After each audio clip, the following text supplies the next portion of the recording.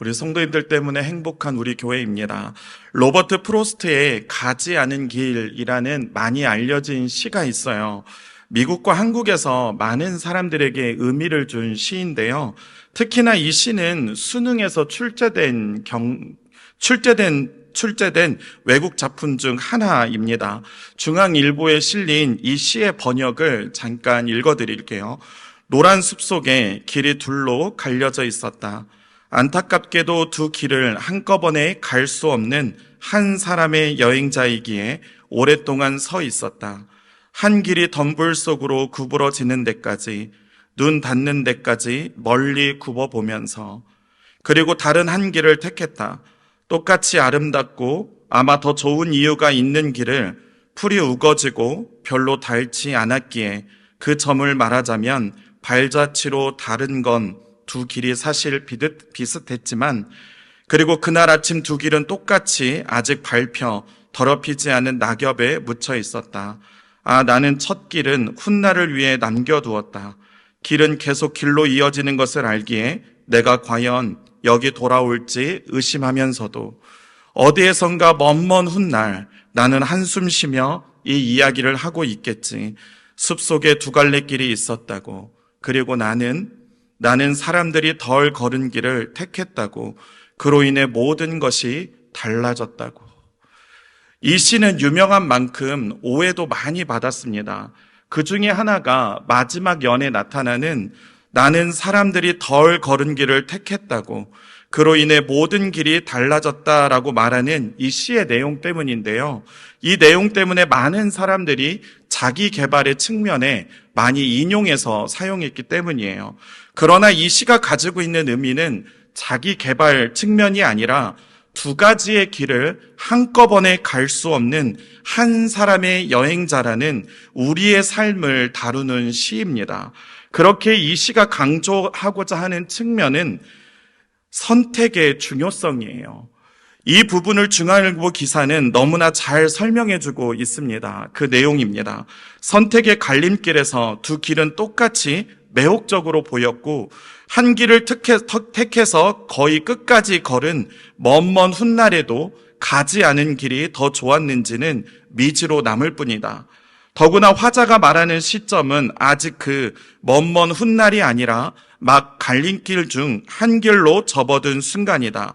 그는 먼 훗날 자신이 한숨을 쉬게 될 것을 예상하면서도 어느 한 길을 택할 수밖에 없었다. 다시 말해서 한 번밖에 주어지지 않는 우리의 인생 속에서 우리의 선택은 우리의 인생에 지대한 영향을 미치게 된다는 것이죠. 그래서 프랑스의 작가이자 사상가 폴 사르트르는 이렇게 말했습니다. 인생은 B와 D 사이의 C이다. 이 말을 풀어서 보면 인생은 탄생과 죽음 사이의 선택이다라는 말입니다. 이런 맥락에서 오늘 본문을 보게 되면 에서의 족보가 나오게 되죠. 이 에서의 족보를 보면 선택이 인생에 미치는 영향이 얼마나 큰지를 우리에게 보여주게 됩니다. 에서는 야곱의 장자로 태어났어요. 하지만 실제적인 장자권은 동생인 야곱에게 다 넘어가게 되죠. 그래서 어떻게 보면 성경에서 안타까운 인물 중에 한 사람을 뽑으라면 그가 에서일 것입니다.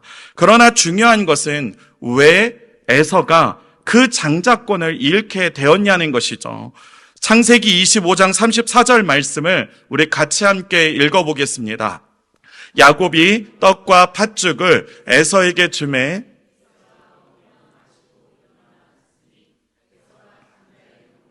가볍게 여김이었더라. 아멘. 여기서 지금 모세가 지적하고 있는 에서의 문제가 나오고 있죠. 야곱의 영악함보다 더 큰 문제가 무엇이었냐면 장자의 명분을 가볍게 여긴 것이 바로 에서의 문제였다라고 모세는 기록하고 있습니다. 여기서 가볍게라고 쓰인 이 단어는 원래 멸시하다라는 뜻을 갖고 있어요. 당장 눈앞에 나와 있는 팥죽을 위해서 장자의 명분을 뭐하고 있는 겁니까? 멸시하고 있는 것이죠. 이 멸시라는 이 단어의 사전적 의미를 보면 업심여기거나 하찮게 여겨 깔보는 것을 말합니다. 이것은 그냥 그 순간에 그런 것이 아닙니다. 충동적으로 일어난 것이 아니에요. 평소에 에서가 어떤 마음을 가지고 살아가고 있었는지를 잘 보여주는 그림이라는 거죠. 그러니 그 짧은 순간에 그렇게 쉽게 말할 수 있었던 것이 아닙니다.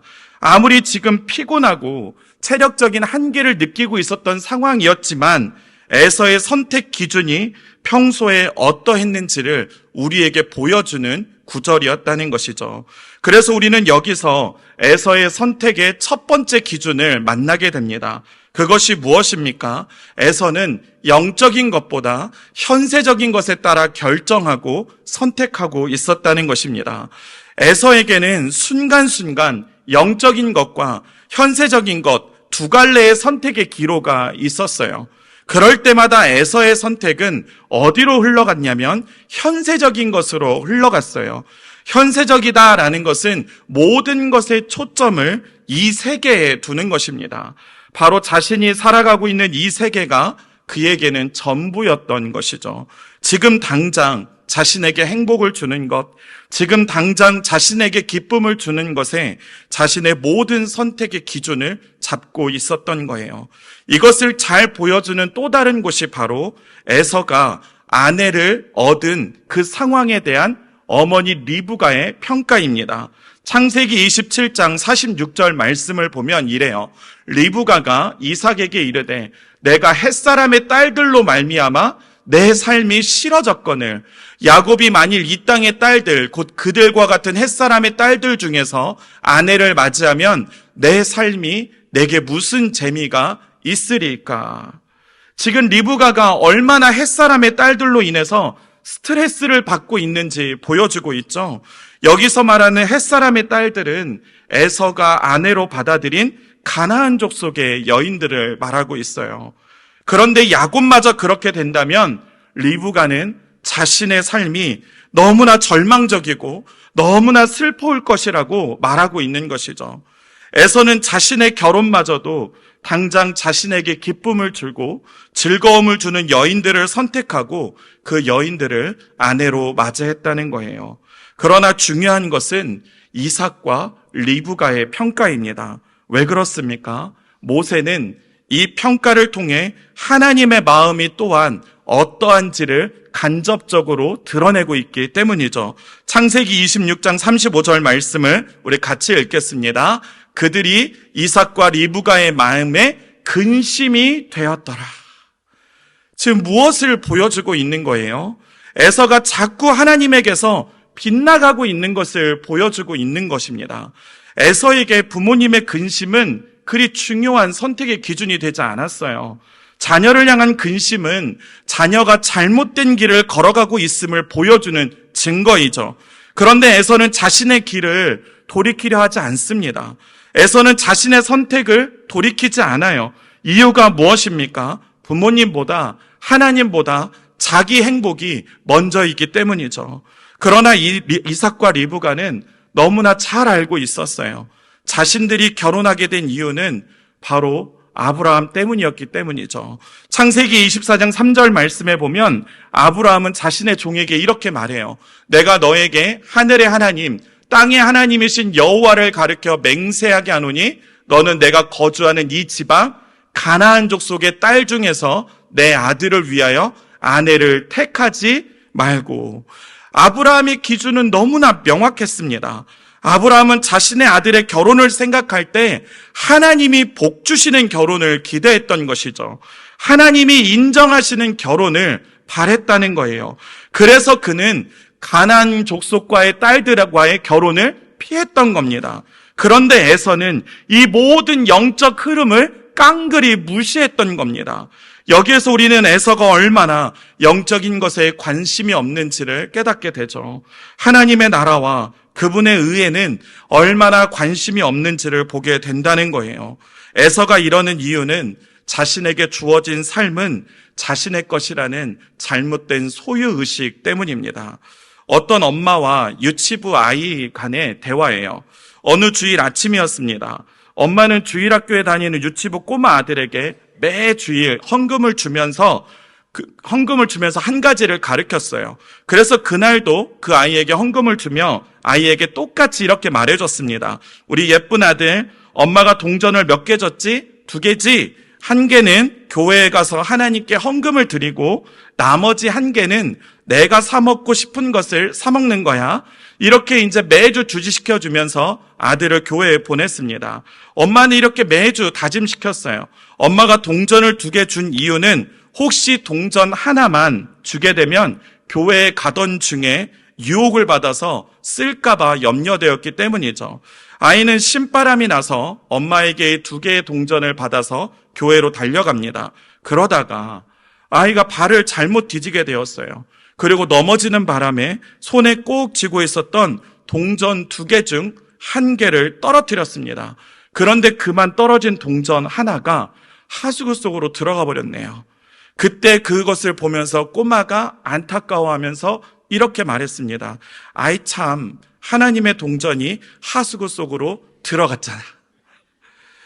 에서는 이 어린아이처럼 하나님을 위한 삶이 아니라 자신을 위한 삶을 선택했던 거예요. 자신의 행복이 하나님보다 우선에 있었다는 것이죠. 이런 삶은 하나님께 근심이 되는 삶입니다. 그렇게 우리는 항상 마태복음 6장 33절 말씀의 원리를 따라가야 돼요. 우리 같이 읽겠습니다. 그런즉 너희는 먼저 그의 나라와 그의 의를 구하라. 그리하면 이 모든 것을 너희에게 더하시리라. 아멘. 하나님의 나라와 그 의가 우리의 선택의 기준이 되어 에서와 같이 하나님께 근심이 되는 것이 아니라 하나님께 영광이 되는 저와 성도님들이 될 수 있기를 주님의 이름으로 축복합니다. 에서의 선택의 기준 2번째는 바로 자기 만족에 따라 결정하고 선택한다는 거예요. 아내를 선택할 때도 자기 만족이 우선이었죠. 그런데 오늘 본문에서 땅을 선택할 때도 자기 만족이 우선입니다. 자, 본문 1절은 이렇게 시작하죠. 에서 곧 에돔의 족보는 이러하니라. 자, 에돔 사람들이 지금 누구의 후손인지를 알려주고자 이 정보가 소개되고 있습니다. 에돔 사람들은 8절에 나와 있듯이 세일산에 거주하고 있었어요.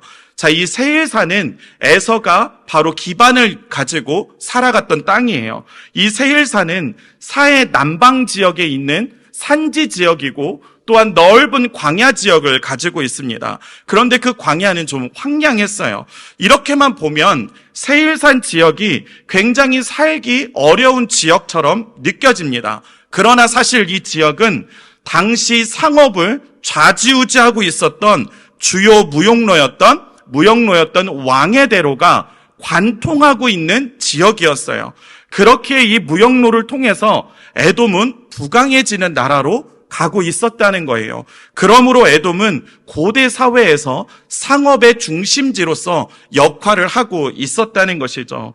여기서 우리는 그러면 한 가지 유추할 수 있는 것이 있어요. 본문 6절에서 에서는 마치 야곱을 떠나 다른 곳을 갔다라고 표현하고 있어요. 그리고 7절 말씀에 보면 두 사람의 소유가 풍부해서 같이 거할 수 없는 상태가 되자 마치 형인 에서가 야곱에게 아량을 베푸는 것처럼 표현되고 있습니다. 그러나 우리가 주목해야 하는 것은 지금 에서가 떠난 것은 야곱일지 모르지만 에서가 진짜 떠난 곳이 어디냐면 약속의 땅인 언약의 땅인 가나안을 떠났다는 거예요. 바로 하나님께서 주신 땅을 그는 또 가벼이 여긴 것이죠. 그럴 수 있는 이유가 무엇입니까? 하나님이 없어도 그는 살아갈 수 있는 길을 선택하고 가고 있었다는 것이죠. 무슨 말입니까? 하나님의 언약 밖으로 나간 에서의 모습을 보여주고 있는 것이죠. 하나님과 그분의 나라가 빠진 그 자리에는 바로 자기 만족이 자리 잡게 되어 있다는 거예요.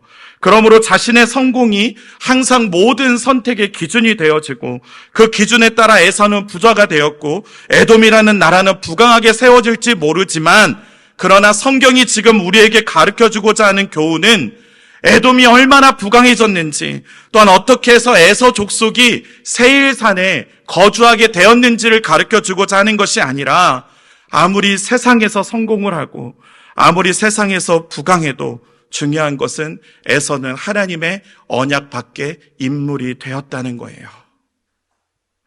하나님의 구원은 에서를 통해서 이루어지지 않는다는 거예요. 하나님의 약속을 믿고 가나안 땅에서 나그네처럼 살아가는 야곱을 통해 이루어진다는 것이죠. 저는 여기서 우리 그리스도인들의 위로가 있다고 생각합니다. 그리스도인들은 바로 여기서 위로를 얻어야 해요. 우리를 통해 하나님의 구원이 이루어져 가고 있다는 것에 우리는 위로를 얻어야 한다는 것이죠. 저와 성도님들을 통해 하나님의 구원의 역사가 이 땅에서 실현되고 있음을 우리는 그것에서 위로를 찾아야 한다는 것입니다. 고난이 없어서, 물질이 많아서, 건강해서 위로를 얻는 것이 아니라 우리의 삶에 비록 고난이 있고 물질의 부족함을 느끼고 비록 오늘 질병과 싸우는 삶이 나에게 있을지라도 우리 모두를 통해 하나님의 구원이 이루어지고 있는 바로 그것을 믿을 때 우리는 위로를 얻을 수 있다는 것이죠. 제가 최근에 유튜브 쇼츠를 보다가 한 청소년 강사의 짧은 메시지를 보게 되었어요. 그분은 청소년 집회에서 이렇게 말했습니다. 기도에 대해 설명을 하다가 한 아이가 찾아와서 자기에게 따지는 이야기를 해줬어요. 왜 우리 엄마는, 왜 우리 아빠는 기도해도 응답이 안 되고, 왜 기도해도 힘들고, 왜 기도해도 고난이 있는 것입니까? 왜 그런 거예요? 그러자 이 목사님이 그렇게 따지는 아이에게 이렇게 말해 주었습니다. 난 모르지. 난 너희 엄마 아빠를 보지도 못했고 또 알지도 못했어. 그러니까 모르지. 그러나 내가 한 가지 아는 것이 있는데 그렇기 때문에 하나님께서 너를 그 가정에 보낸 거야. 엄마 아빠를 위해 너가 기도하라고 하나님께서 너를 보낸 거야. 너의 엄마 아빠를 위해 기도하는 사람으로 너를 보냈다는 거지. 내가 아는 것은 바로 그거야. 저는 이 강사의 마지막 부분에서 제 마음이 건드려졌어요. 엄마 아빠를 위해 기도하는 사람으로 그 학생을 보냈다는 이 부분이 제 마음을 건드렸어요. 하나님은 그리스도인 한 사람을 통해 당신의 구원을 이루어 가신다는 거예요. 목장의 영혼들을 위해 우리 순장님들을 보내셨다는 거죠. 다음 세대의 우리의 자녀들을 위해 우리 교사 선생님들을 보내셨다는 겁니다. 우리의 자녀들을 위해 우리를 가정 가운데 보내셨고 우리를 위해 또한 우리의 자녀들을 보내셨다는 것이죠. 그리스도인들이 이것을 자각할 때 한 사람의 소중함을 깨닫게 된다는 것이죠. 세상의 조건들이 다 만족할 때에 우리는 만족할 수 있는 그런 것이 아니라 하나님의 자녀인 우리를 통해 하나님의 뜻이 오늘도 하나님의 구원이 이 땅에 이루어지고 있음을 우리는 믿어야 한다는 것입니다. 에서는 자기 만족의 삶을 살아가며 자신의 자아 실현을 이루었을지는 모르지만 에서를 통해서 하나님의 구원은 이루어지지 않았어요. 하나님의 구원의 역사에서는 상관없는 인물이 되어버린 것이죠. 그러나 야곱은 가나안 땅에서 나그네로 살아가고 있었지만 야곱을 통해서 하나님의 구속의 역사는 확장되어지고 있었다는 것입니다. 하나님의 뜻이, 하나님의 나라가, 하나님의 구원이 나를 통해 이루어지고 있음을 굳게 믿고 오늘도 그리스도의 삶을 선택해가는 우리 모두가 될 수 있기를 주님의 이름으로 축복합니다. 말씀을 맺겠습니다. 왜 에서의 족보가 창세기 36장에 기록되어지고 있을까요?